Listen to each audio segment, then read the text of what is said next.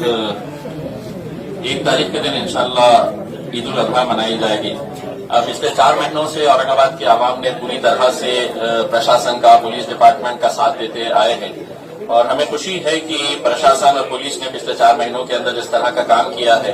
आज औरंगाबाद धीरे धीरे अपनी पटरी के ऊपर लौट रहा है। आने वाला महीना, जैसा सीपी साहब ने बताया है कि बहुत सारे त्योहार हैं, उसमें एक सबसे पहले शुरुआत अगस्त महीने के अंदर होती है ईद उल अजहा से, उसके बाद श्रावण का महीना त्योहार आता है, फिर उसके बाद गणपति का जो हिंदू भाइयों के लिए बहुत बड़ा त्योहार है वो आ रहा है, मुहर्रम हमारे शिया भाइयों के लिए बहुत बड़ा त्योहार है। तो ये सब त्योहारों को देखते हुए हम चाह रहे हैं कि अब चूंकि बाजारें खुल गए हैं, मार्केट खुल रहा है धीरे धीरे, तो हम चाहते हैं कि इबादत गाहें भी खोली जाए, ताकि उसमें सिर्फ मस्जिदों की बात नहीं कर रहे हम, मंदिर, गिरजाघर हो या गुरुद्वारा हो, ये तमाम जो धार्मिक स्थल है ये सब खोले जाए। इस ईद के ताल्लुक से हमने एक मीटिंग लिए थे मौलाना लोगों के साथ, उलमाओं के साथ, और उस मीटिंग के अंदर ये तय हुआ था कि कुछ जो गाइडलाइंस सरकार की तरफ से आई है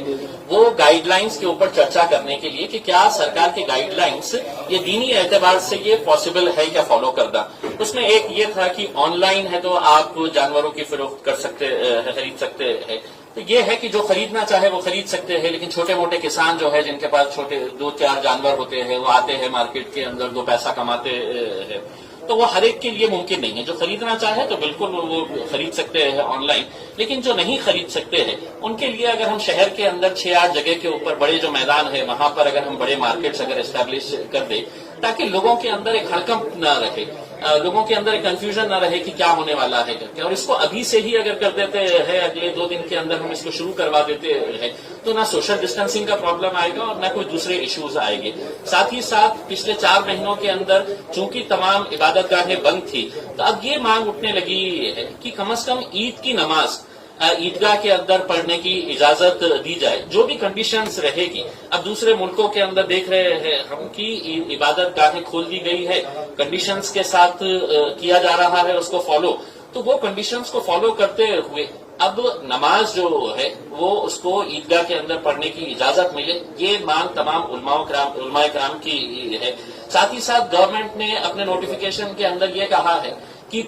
प्रतीकात्मक तरीके से आप कुर्बानी करें। प्रतीकात्मक मतलब ये है कि आप सोच लीजिएगा कि आपने कुर्बानी कर लिए है करके, तो ऐसा तो मुमकिन नहीं हो सकता है। अब ये किसी न किसी ने है तो सरकार से ये सवाल उठाना चाहिए था, लेकिन नहीं उठाया, तो आज हम इसके जरिए ये उठाना चाहते हैं कि आप हमें एक्सप्लेन करिए कि प्रतीकात्मक कैसा होता है करके। तो ये सब चीजें मुद्दे थे, उसके ऊपर चर्चा हुई, पुलिस डिपार्टमेंट ने पूरे तरीके से सुना है और हमें यकीन है कि पुलिस डिपार्टमेंट जो लोगों की भावना है उसको सरकार तक पहुंचाकर जिस तरीके से फेस्टिवल्स कई सालों से, कई सदियों से हम लोग मनाते आ रहे हैं, उसी तरह से अब ये दोबारा जिंदगी को शुरू की जाए, यही अपील।